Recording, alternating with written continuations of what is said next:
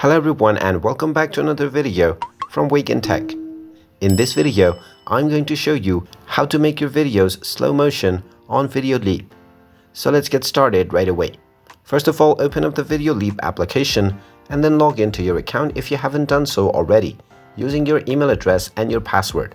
After you have logged into your account, you can work on any new video by tapping on the plus icon at the bottom in the center and then working on a new project by tapping on New Project.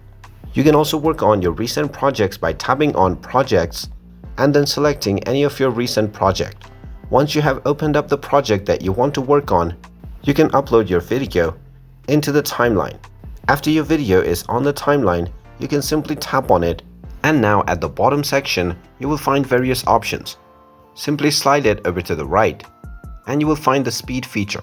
Tap on speed, and now you will be able to either reduce or increase the speed based on your requirement.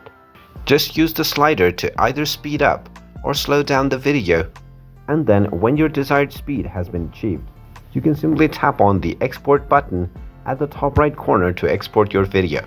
Then just select your settings by tapping on export settings and then save the video by tapping on save video. And there you have it. That is how easy it is to use slow motion in your video on Videoleap.